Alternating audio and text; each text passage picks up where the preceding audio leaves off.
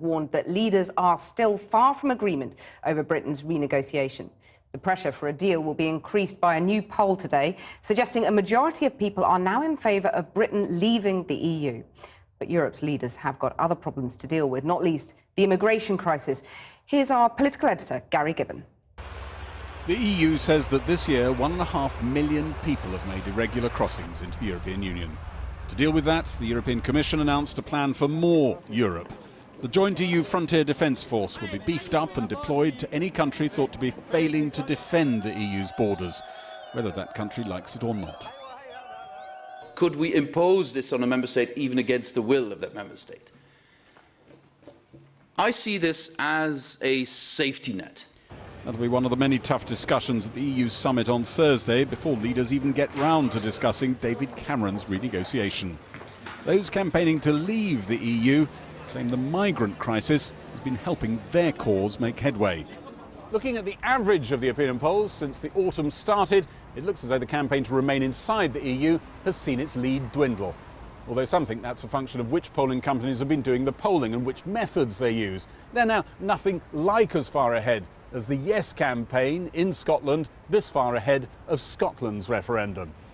These figures don't include don't knows. They're something like 17% on average of the sample.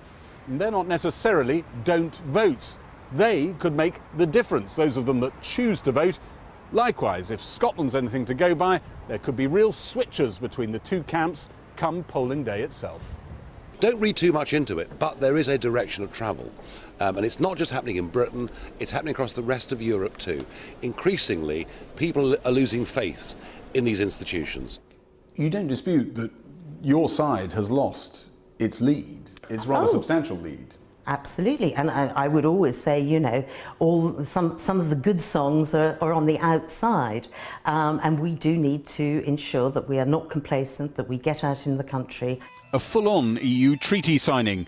David Cameron knows his renegotiation won't be sealed with one of these, and a cross-party committee of MPs says that really matters. They say if the changes are agreed to as planned by a shortcut agreement between heads of government rather than the usual multi-year protracted treaty renegotiation, then by definition it's not substantial or watertight. You cannot make the changes which are irreversible and binding without treaty change. That's the conclusion we've come to. We took evidence from legal experts, from ministers and the rest, and that's the conclusion we've arrived at. It all comes down to a matter of trust.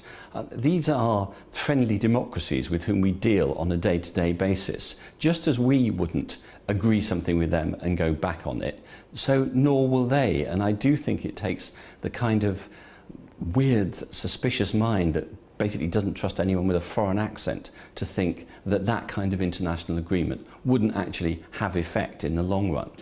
You didn't frankly have the balls to put country before party.